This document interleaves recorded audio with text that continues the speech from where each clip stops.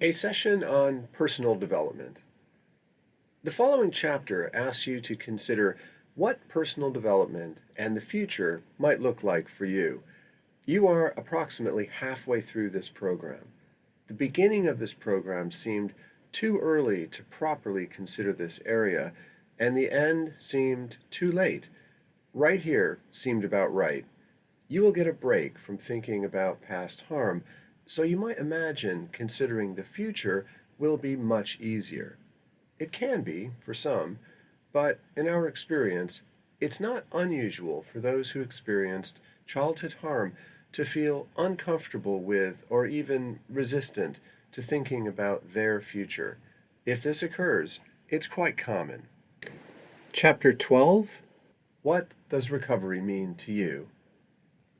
Quote, sometimes I have this fantasy where I have a great life and the people who hurt me show up and they're like, wow, look at her. I deserve to have a life. But sometimes I want to have a life just to piss them all off. End quote. Abby.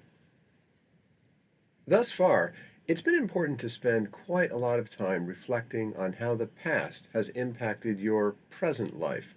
For example, you have explored how childhood trauma relates to painful psychological symptoms, your sense of self, relationship patterns, and post traumatic memories.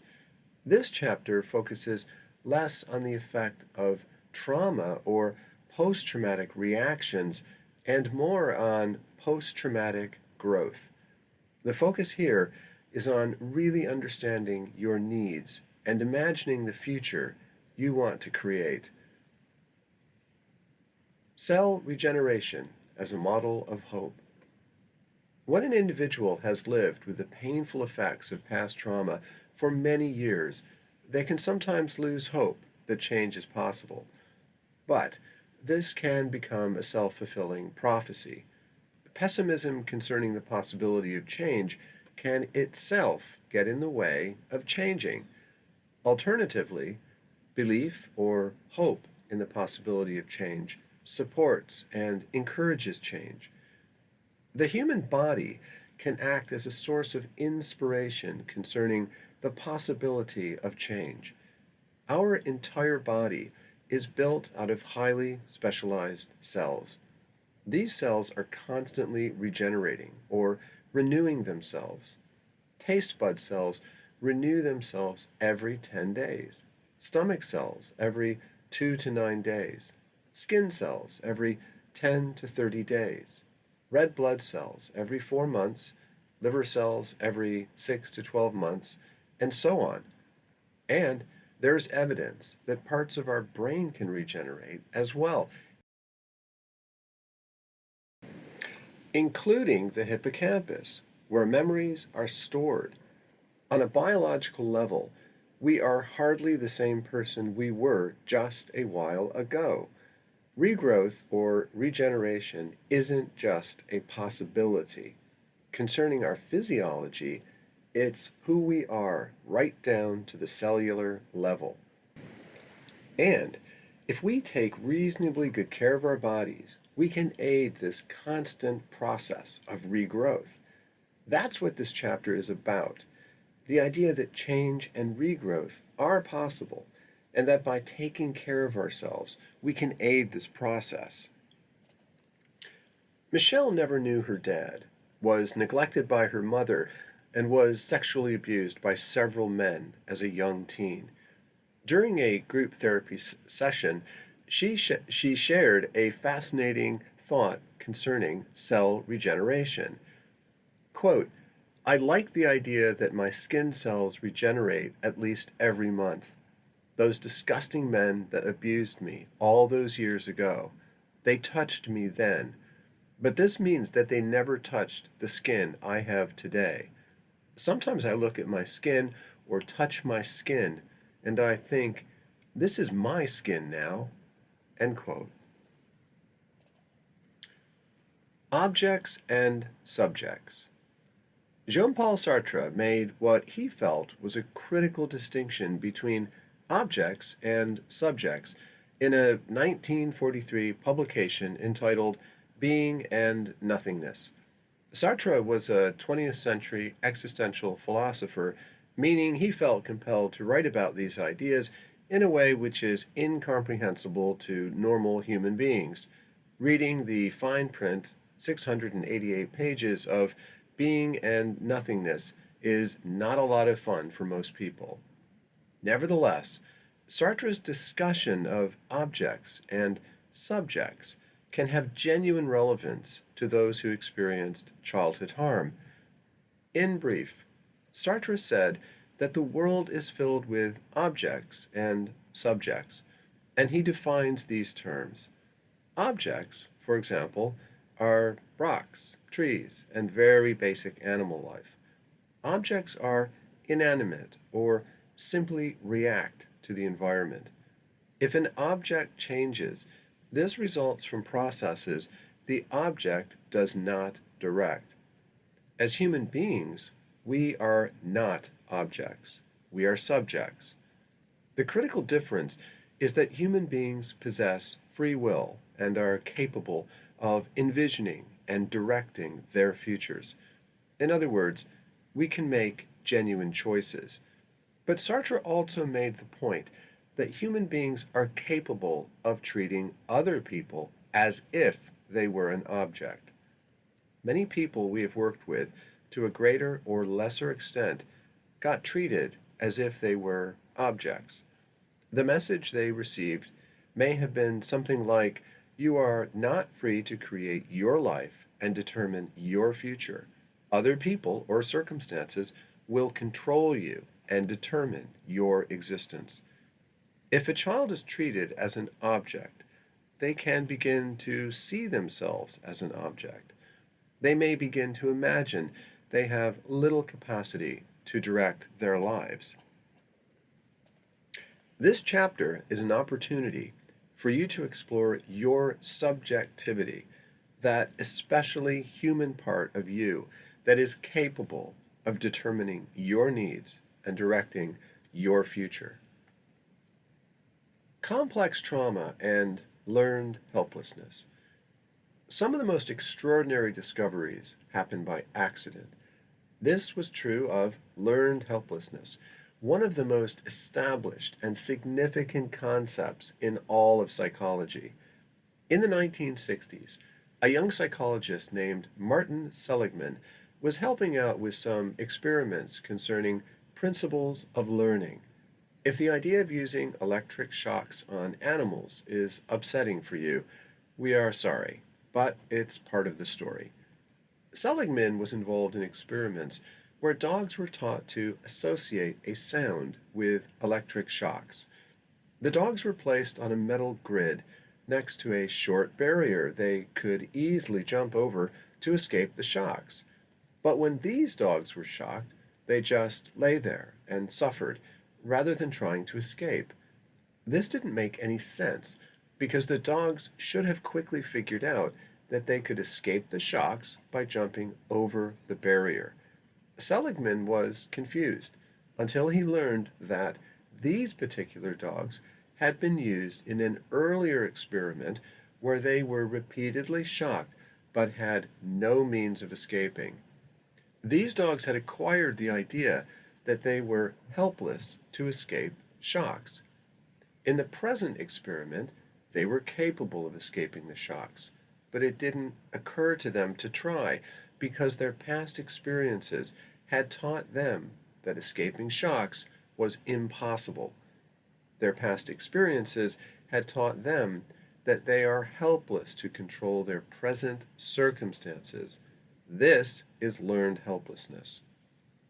This experiment was replicated with dogs and other animals many times and showed the same results. More humane research on learned helplessness has been done with children and adults, and the same results were found. People who have been exposed to repeated harmful circumstances tend to develop a pessimistic or depressive view, which leads them to believe that there isn't much they can do to control their lives. Through repeated experiences of childhood abuse and neglect, individuals acquire the idea that they aren't in control of their feelings and lives. Many acquire the idea that they should not bother hoping that change is possible. But this pessimistic perspective is just that, a perspective. It's not necessarily the truth. If the principle of learned helplessness leaves you feeling angry, perhaps that's a good thing. You can use that anger in a healthy and constructive way by deciding that it's up to you to determine how you will see yourself, your life, and the future. As Sartre would say, you're not an object. You're a person who, despite what happened, is still free to determine how you will view yourself, others, and the world. Complex trauma and barriers to personal development. There can be a variety of reasons why change can seem difficult or even impossible for those who experienced childhood harm. Some of the most common reasons we come across are described briefly below. See what you can identify with. 1. Not feeling you deserve to have a good life. The experience of repeated childhood abuse or neglect can impart the message that you don't deserve to have good and intimate relationships, positive feelings about yourself, or personal success. It's difficult for impressionable children to resist such messages, which may endure through their thoughts, feelings, and behaviors in adulthood. In order to access needs and act to get them met, a person has to believe that they deserve to have needs and to get such needs met. Do you believe you deserve to have good feelings about yourself, good relationships, and a good life? 2. Time spent experiencing threats and worry. As we explored earlier, those who experienced childhood harm tend to spend more time in states of fight or flight or shutdown, even when threats are minimal or non existent. Such states are distracting. It's difficult to build a house if you are always focused on preventing one from burning down. Is it hard to focus on your needs and personal development because you spend a lot of time experiencing threats and worrying? 3. Confidence. In a word, what is it that people who experienced childhood harm need most? Of course, there is no single answer. Individuals are too complex for that. However, a good answer for many is confidence. Repeated, noxious childhood experiences tend to knock the confidence out of a person. Confidence that they are good and capable, that they are lovable, that they can make a significant contribution, and that they can create change. Confidence means you are willing to experiment with change, make mistakes, learn and adjust, and put yourself in new situations. Childhood trauma can sap confidence, leaving people stuck in fear and avoidance. Difficulties with self confidence can be associated with Seligman's idea of learned helplessness explored above. Does a lack of confidence get in the way of experimenting with change? 4. Other people in your life. You may be in supportive relationships at this time in your life. However, some people who experienced childhood harm are currently in relationships with people who are not supportive of their personal development. The idea that you will develop yourself and your life may feel threatening to them.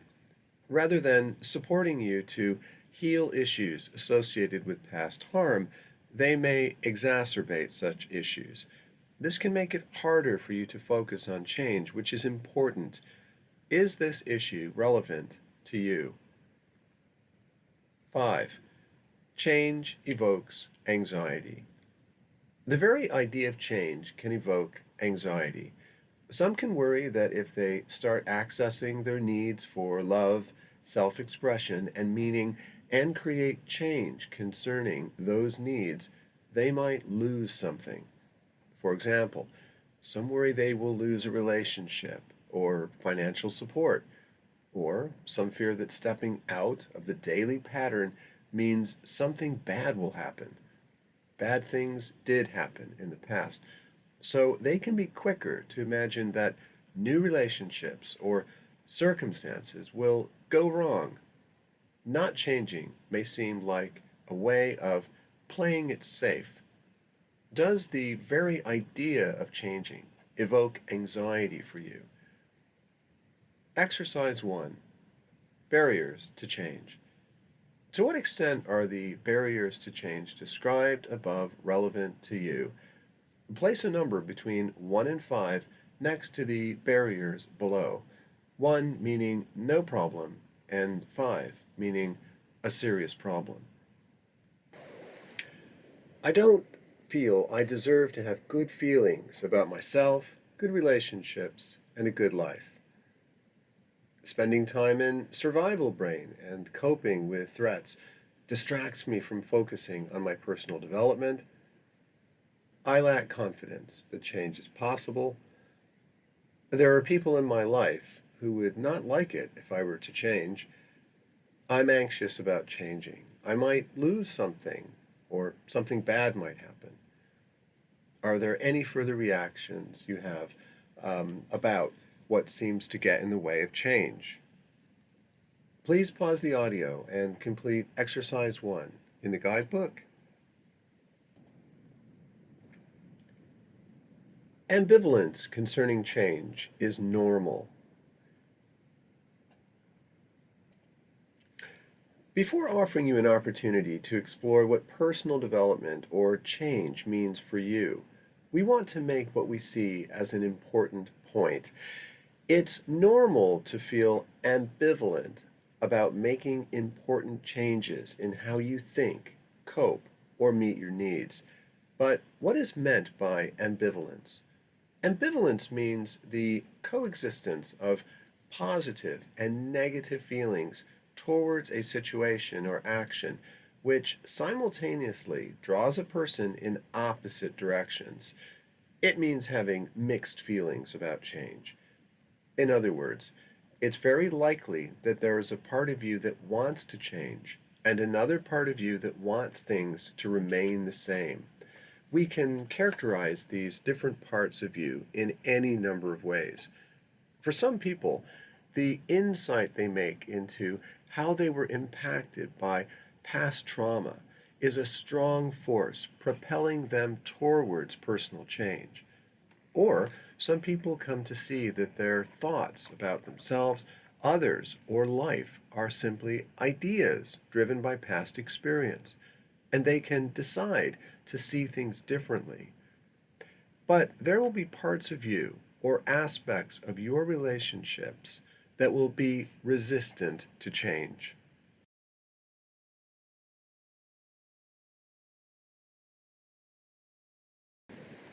For example, traumatic core beliefs, discussed in later chapters, are deep rooted and they do not want to change. And some people find the notion of change very difficult because they don't feel they deserve to have something better or different. Change can be exciting. It is also normally uncomfortable or scary. Perhaps the simplest and most compelling way to understand the experience of ambivalence is to consider how pain works. There was a moment during a Louis Theroux documentary called Heroin Town, in which Louis is speaking to a recovering heroin addict named Mickey Watson.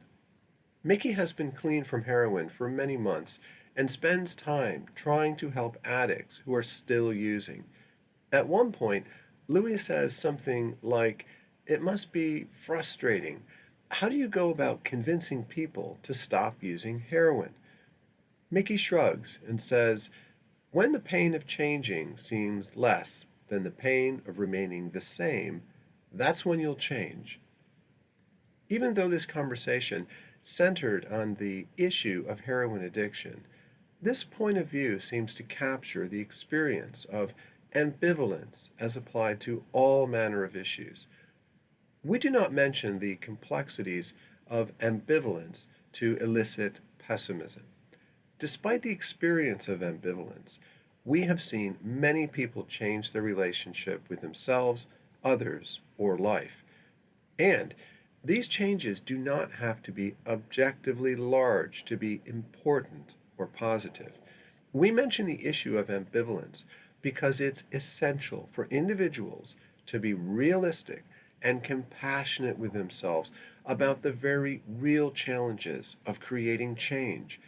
The impact of complex childhood trauma is normally profound, and recovery is best thought of as a progressive, ongoing, and lifelong process, not something you do in a few months. What does recovery mean to you? As mentioned in the introduction, the Historical Trauma Program supports principles of mental health recovery. The idea of recovery for individuals experiencing mental health difficulties began to gain ground in the 1980s. This was a movement that developed in part as a reaction to so called medical models of mental health provision. The recovery model was not just advanced by certain clinicians, but in many ways was driven by consumers of mental health services who had their own views about the sort of help and collaboration that was needed. The recovery approach sees people with mental health difficulties as active participants in the process of change and development rather than patients who simply get treated by experts. Also, recovery from mental health difficulties is seen as a personal journey rather than a set of outcomes determined by a particular time frame, diagnosis, or prognosis.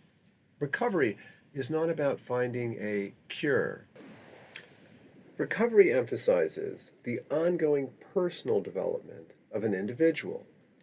The recovery model also emphasizes the social nature of the individual's mental health difficulties.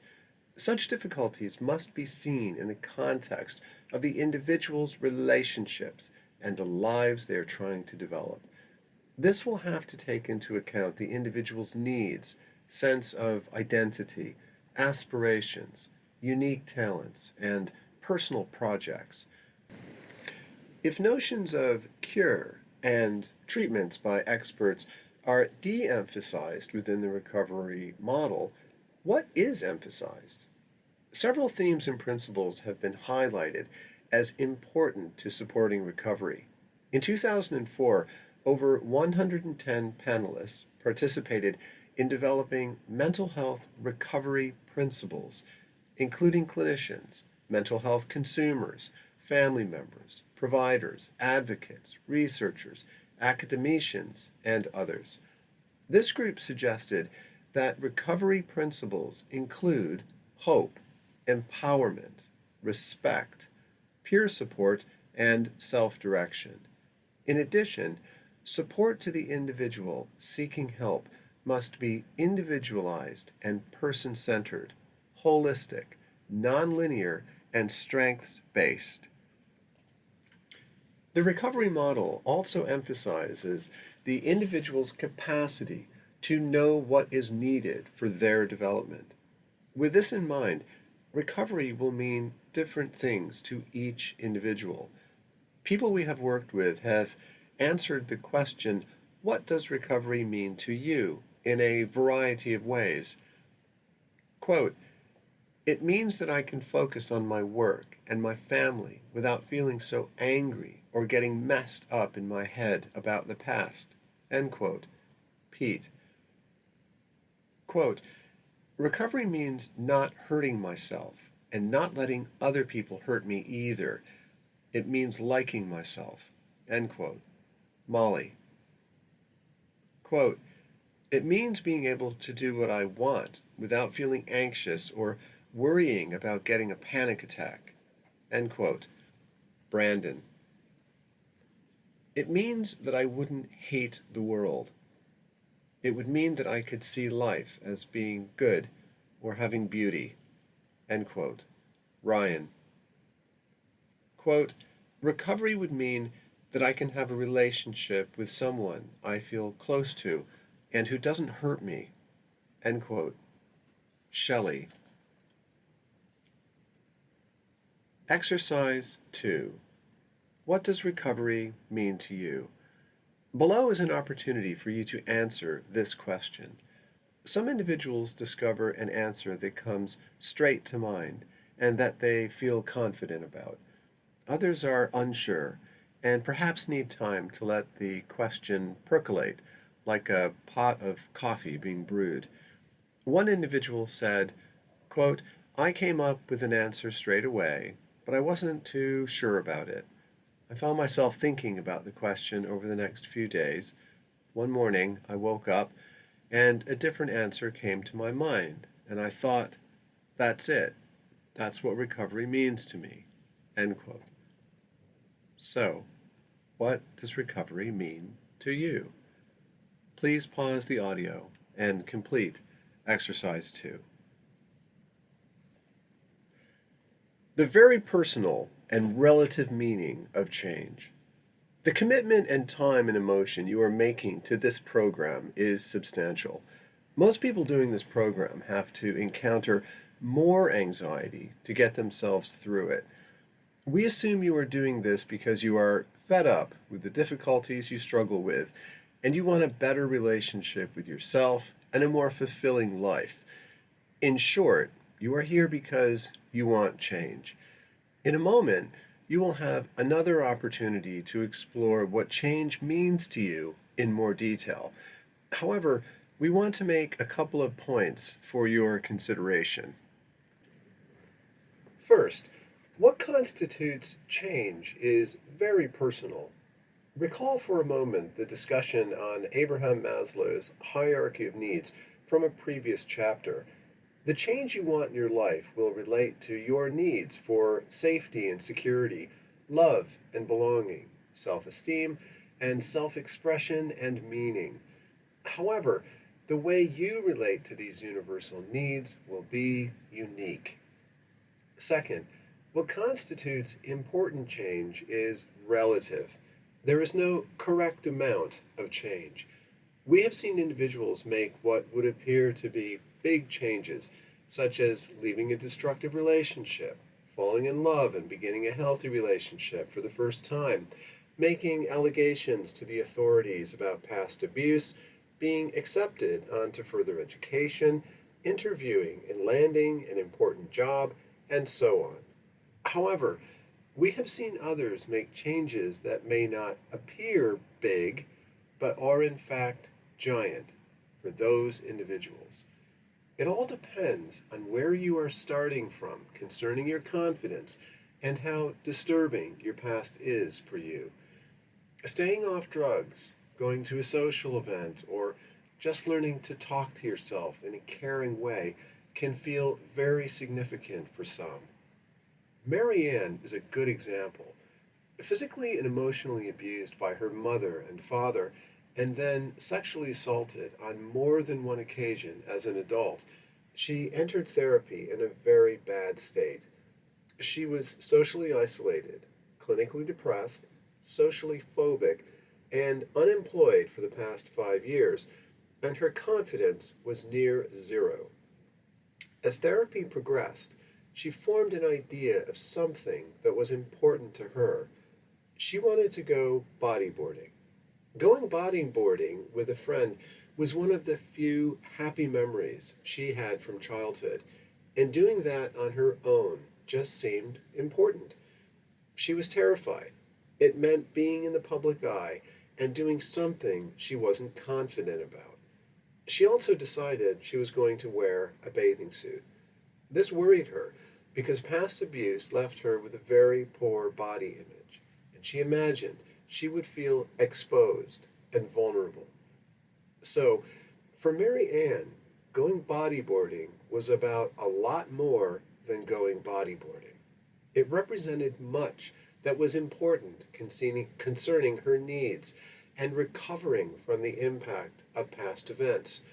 After several weeks of group therapy, she finally managed to do it.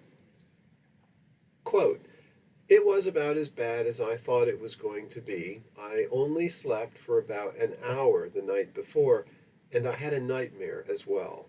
When I got into the water, there were a lot of people around, and my heart was going so fast I thought I might have a panic attack, but I forced myself to do it. My target was to stay in for 10 minutes, but when I got to 10 minutes, I was starting to calm down and I was focusing more on bodyboarding than the other people. I don't know how long I was in the water for, but I only came out because I got so cold my hands were starting to turn blue," end quote, said with a big grin. To most people who don't understand the effects of historical trauma, going bodyboarding may not seem like much of an achievement. For Marianne, it was. Where does confidence come from? Well, it can come from the positives and encouragement we get from others, something that was deficient for many who experienced childhood harm. But confidence is also a product of having some success. Even smaller successes can build confidence, which sets you up for further success. This is a positive cycle, quite the opposite of a vicious cycle. Below you have an opportunity to write about what might constitute change for you. We will rely on Abraham Maslow and core human needs to guide this exercise. The principles to keep in mind are: 1. You are not an object. You are a subject, and so you are free to determine your life in some manner. Thank you, Sartre. 2. If past abuse or neglect gave you the idea that you can't control your circumstances or direct your future, learned helplessness, you can stick 2 fingers, British, or 1 finger, North Americans, up to that notion. Thank you, Seligman. 3. Change is personal and relative to your starting point today. It's up to you and no one else to decide. Thank you, Marianne. Exercise 3. Exploring what change means for you. One way to explore change is to think about it relative to the core human needs Maslow described. You have an opportunity to do this below. However, don't feel you need to be limited to this approach. You can explore how you want to create change in your life in whatever way works for you. Please pause the audio and complete Exercise 3 in the guidebook. 3 encouraging thoughts. We leave you with a few encouraging thoughts. First, here's an interesting question. How should you evaluate your progress in creating change in yourself and life? Many believe the only way to evaluate progress is by looking at outcomes. Did you achieve what you set out to achieve? Of course, this is one way to think about it. However, we think it's often more important to consider the process of attempting to change. It's what you did along the way, not the result. We remember Mark, a young man who was very socially anxious and had a poor sense of self. He had wanted to ask a girl out, something he had never done before, and we encouraged him to try. He arrived at one session dejected and depressed. He'd asked a girl out, and he'd been shot down. The outcome was not good, no getting around that. However, the process, asking her out, was amazing for a guy who had been abandoned by both parents and suffered abuse and neglect in a series of foster homes. No matter what the outcomes of your efforts to create a better life for yourself, there is real value in giving yourself credit for the process or attempts made at getting your needs met. One feature of the program's final chapter is the opportunity to reflect on the change you may experience while doing this program. As you work your way through this program, we suggest keeping your eye on the process of trying to make changes at least as much as outcomes. Your efforts are important, no matter what they lead to.